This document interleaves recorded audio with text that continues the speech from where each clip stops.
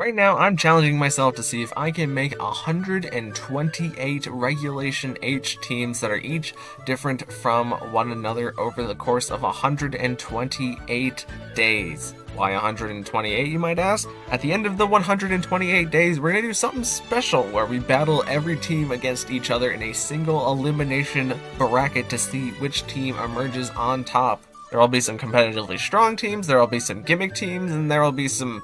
probably a good number of goofs and gaffs in there, so if you want to follow through to the end, subscribe so that you can keep up with each day. But without further ado, let's move on to day 98. Alright everybody, welcome back to another video, and in today's video, you know what time it is. That's right, it's Luvdisc time. Now, Luvdisc is probably a Pokemon that I have thrown under the bus quite a few times. However, after actually looking over Luvdisc's moveset,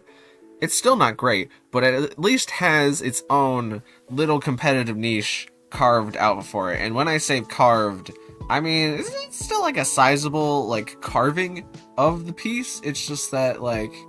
it's kind of like the size of a paperclip compared to the size of, like, a watermelon. Like, there's very obviously a noticeable size difference here. But today we are going to be using Luvdisc because Luvdisc has the ability to soak things, which means that it can make them water type, and we also have the ability to entrainment things, which means that we can set their ability to be our ability. And since we are using a rain team, we're going to be Swift Swim, so that way Luvdisc is not only moving the fastest on the field, hopefully out of being pretty fast for Swift Swim Pokemon, but then we can also make our side partners faster with the Swift Swim being put on them so that they automatically get the speed update if we're in the rain. But we can also use the entrainment in order to mess with the opponent in order to get rid of their important abilities. As well as we have the speed control in the Icy Wind in order to speed drop both of the opponent's Pokemon by one stage. And we have the Flip Turn just to get Luvdisc out of a sticky situation.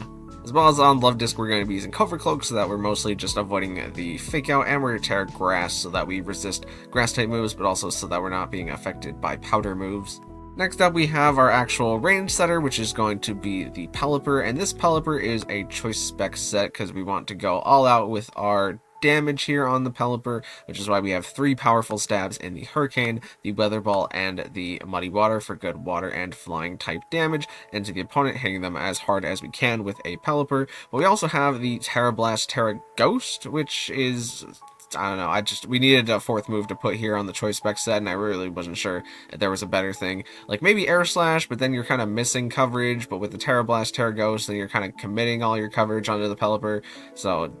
we're Terra Ghost, Terra Blasting because I wanted to be Ghost type in order to avoid Fake Outs on Pelipper if that is necessary, and you can maybe surprise your opponent with a Terra Ghost, Terra Blast into things like Goldango. Up next, we have the Archaludon, and this Archaludon is pretty similar to a set I think we had not too long ago where we're using Bug Terra in order to resist things like fighting type moves and ground type moves, and we have pretty standard Archaludon boost set in the Electro Shot for whenever we are in rain to get a special attack boost and deal massive electric type damage. We also have the Flash Cannon on the Archaludon for steel type damage, and Dragon Pulse for our consistent dragon type damage, and the Body Press comes into play whenever our stamina ability gets activated. It will raise our defense by 1 stage, increasing the damage that our Body Press does, and we can also use the Assault Vest in order to increase our special defense on the Archaludon, making Archaludon a pretty difficult piece to remove. A nice thing about using Luvdisc on this team is that since we are using Electro Shot, we can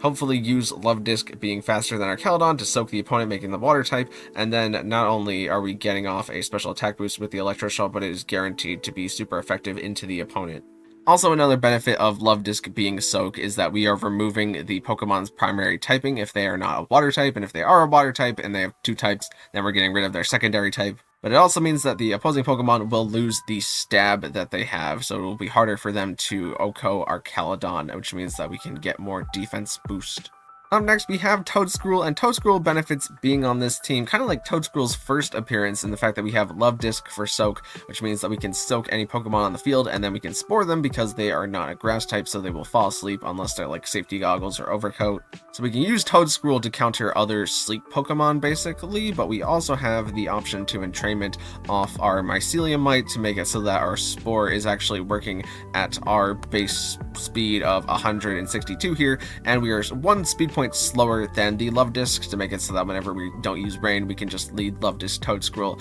and get started right away by using the entrainment to get rid of our Mycelium Mite. But then also on Toedscruel, we have the Acid Spray to lower the special defense of the target, and everything on the team technically is a special attacker. Luvdisc has Flip Turn, but Luvdisc ain't doing any damage. And then since we're hopefully going to be making the opponent water type, we also have the Giga Drain that we can use into the opponent in order to get a lot of our health back, with Toedscruel to keep Toedscruel on the field, hopefully putting the opponent to sleep. And we also have the leftovers on Toedscruel in order to extend that longevity even more. And we're Terrafire on the Toedscruel because we want to be able to resist water type moves, notably Freeze Dry is another one that could really mess us up depending on who we have in at the time. Next up, we got Electabuzz here, and I decided to slot on Electabuzz because I wanted an actual electric type, but I also wanted a Pokemon that could redirect for the rest of the team for whenever we're doing our setup things. And Electabuzz, of course, has that very consistent follow me and is very tanky because it's not a fully evolved Pokemon, so we get to use the Eviolite. So Electabuzz can redirect a lot of damage into itself, but then we also have the ability to hit back with actual electric type attacks in the Thunderbolt, which is 90 base power, so it's really strong, and the Electro Web for even more speed dropping into the opponent is good, but also some spread damage to maybe get a Focus Sash or work our way around redirection is great. And we are Vital Spear on the Electabuzz so that we can redirect moves that would cause Pokemon to fall asleep into Electabuzz, and Electabuzz itself will not fall asleep. And lastly, on this team, I decided to slot on Glalie because I wanted a Freeze Dry Pokemon. Since we're hopefully turning a lot of Pokemon Water type, it's also nice to have some Ice type damage in order to hit things like Dragon types. But with our Glalie, we are going a full Ice offensive moveset, since Ice is pretty much able to hit everything in the game pretty consistently, unless it like quad resist it. But with the Never Melt Ice item and our Ice Terra, we can get off a lot of good Ice type damage, hopefully in the Pokemon that we've soaked, because then we get a super effective Freeze Dry. But if not, we still have a pretty standard Ice Beam for hitting the opponent, and the Ice Shard just to pick off an opponent with some priority is good. And we are Inner Focus on the Glalie, so we do not have to worry about Glalie catching a Fake Out and being forced to flinch, and we also don't have to worry about the attack drops lowering the power of Ice Shard, which, if you can't tell, was definitely something that I was worried about. But yeah, that's the basic gist of the team. Let's get into some battles. Alright, so first up we have an opposing Rain team, and they're pretty heavy into the Rain composition because they are Pelipper or Caledon, and I'm assuming that they have two Swift Swimmers here in the Overquill and the Basque Legion. But unless one of those is Choice Scarf, they are in fact not outspeeding our Luvdisc, so Luvdisc at least has an edge over those two in one regard. So the battle starts out, and they lead our Caledon and Mousehold, and we lead Luvdisc and Pelipper, and this is probably the worst lead that can happen for us, honestly. And I immediately start with a bit of a misplay, because I don't remember why, but I just thought that I could not go for the Weather Ball into the Mousehold to try and KO the Mousehold. I was more okay with going for the Hurricane, so I entrainmented the Swift Swim onto Pelipper, and Pelipper became the fastest on the field, and Hurricane does not take out the Mousehold. So Mousehold gets to get off the side Population Bomb here into our Caledon, building up our Caledon's defense boost. And our Caledon just goes for the Electro Shot into Pelipper, which I was okay with, but back when I thought I was going to take out the Mousehold. But now we bring in our own Arcaladon, and we immediately tear a Bug, because I thought that they would Body Press with Arcaladon. And they do protect with Mousehold here. Not sure if the Icy Wind would have taken it out, but what I wanted was the speed drop on their Arcaladon, and to start getting off some Electro Shot damage into their Arcaladon. And they Body Press into our Arcaladon, which at least gives us a defense boost, and our Arcaladon survives. And they Terra Electric here, which unfortunately foils my plan to try and soak them this turn so that our Arcaladon could take out their Arcaladon with the Electro Shot. So their Arcaladon lives, and they go for Electro Shot into our Luvdisc, and of course Luvdisc is not going to be able to take the hit here. But now we get to bring in Toedscruel, and we go for the Acid Spray into their Arcaladon, which lowers its special defense, and we just go for the Dragon Pulse, taking them out there with our faster Arcaladon. And I decided to protect Toedscruel here because I did expect them to Fake Out and then attack into Toedscruel, and I wanted to be able to move with both my Pokemon here. We do stall our own Rain, which is a little unfortunate, but they go for the Population Bombs into Toedscruel, and they do land 2 crits, so if they land all 10 into Toedscruel, it means that Toedscruel would have gotten knocked out, but fortunately, Population Bomb only hits there 7 times. We Giga Drain their Mousehold, and that takes it out, and our Caledon is able to take the Thunder from Palma, which I'm not sure what they could have gone for with into Archaladon there in order to KO it, but all they have left is Pelipper in the back, and both of our Mons are faster than the Pelipper, so they are just able to take it out. So we played the start of that game absolutely terribly, but we ended up making out for it because we had Luvdisc, basically. Here we have a team with a pretty interesting spread of Mons here. I'm really not quite sure what strategy they were going for, if they did have a strategy, but they have 2 dragons. But them having Ditto here is actually kind of interesting because it means that we can't, like, stat boost with our Pokemon too easily, because Ditto could just come in and copy that. So the battle starts out, and we lead Luvdisc and Electabuzz here, and they lead Altaria and Gholdengo, and Electabuzz is just going to protect for this first turn because I wanted to get off an Icy Wind just to try and lower some speed. We do miss the Altaria, but that probably doesn't matter in the grand scheme of the game, because on this next turn you're about to see how little damage the Icy Wind does into the Altaria, despite being quite effective. We catch Fire Spin and Shadow Ball, but the Shadow Ball drops Electabuzz, which kind of ruins my plan to start clicking the Soak into things to try and have Electabuzz do some good damage into them. But here we bring in our Archaladon to hopefully catch a hit, but they bring in Ditto and they get to copy our Archaladon. But we flip turn out of the Fire Spin, even though Fire Spin would have cancelled. And now we bring in Pelipper to stop the rain, as Pelipper takes a lot of damage from the Shadow Ball. They go for the Electro Shot because they're faster, and that's going to KO our Pelipper. Crit unnecessary there. We go for Electro Shot into their Gholdengo to deal massive damage into it, and they go for Shadow Ball into our Archaladon, but that at least gives us a defense boost. But now we get to bring back in Luvdisc, who is now in the rain and faster than everything, and we soak into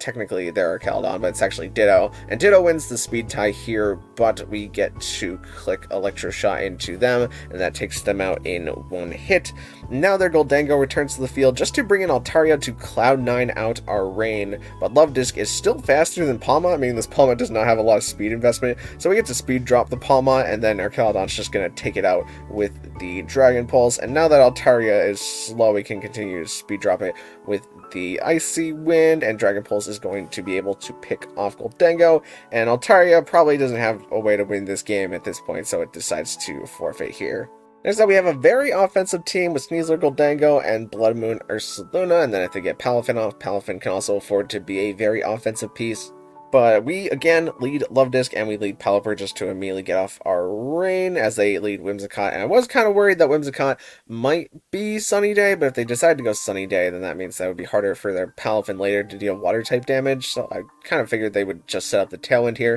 And they do decide to protect Palafin, and they get up the Tailwind with Whimsicott, as we Icy Wind into their Whimsicott, and we get the Hurricane for a good number of damage into Whimsicott, so we're definitely going to be retaining weather control for a while here, but they swap into Sneasler, and we swap in Glalie, just because I wanted to kind of sack Glalie, seeing it probably wasn't going to do much this match, but they decide to flat out Terra Flying here, and they go for the close combat into Luvdisc in order to take out Luvdisc, which they reveal that they're White Herb, so now their Burden activates, and they decide to click Drain Punch here, which means that I would have been totally free to just go for a Hurricane with Pelipper, but now that Pelipper's had a reset, they're not willing to take Palafin off the field for whatever reason. We protect Glalie here in order to hopefully draw the close combat, and we do, and we get off the Muddy Water, which does not quite KO the Sneasler, but it does some okay damage to Palafin, and Ice Shard from the Glalie is going to be able to pick off the Sneasler as they Drain Punch into our Glalie, and we Muddy Water their Palafin, this time single target, so it does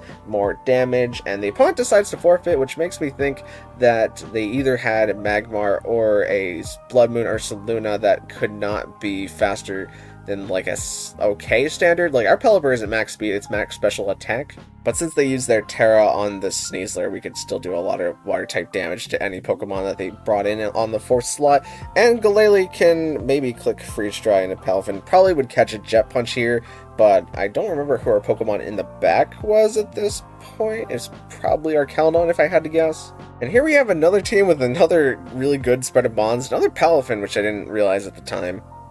Funny how we had back-to-back Palafins. But, I mean, this game is a pretty good Luvdisc game, because we start Luvdisc and Pelipper here, as they start Palafin and Dragapult, and I figured that, I want to swap out Pelifritter to hopefully get some hits on our Caledon as we soak Dragapult so that I can't do too much damage here, and it doesn't do very much damage because it just gives the Arcaladon a defense boost as they swap in their full form Palafin immediately, and they go for the Helping Hand into Palafin as we soak their Tinkaton because I thought they make Fake Out, but they actually Helping Hand close combat, which takes out a lot of our Caledon's health, of course, but our Caledon at least is able to get off the Electroshot into Tinkaton, and that is just going to one-hit KO the Tinkaton there. Here we see Porygon Z come in, but we entrainment the Swift Swim onto our Caledon, now making it faster than the Palafin, and the Electroshot is going to pick off Palafin as they go for the Thunderbolt into our Caledon, but that is not able to pick it off. We go for the Icy Wind here, not because I wanted to speed drop the Dragapult, but because I wanted to break a potential sash on the Porygon Z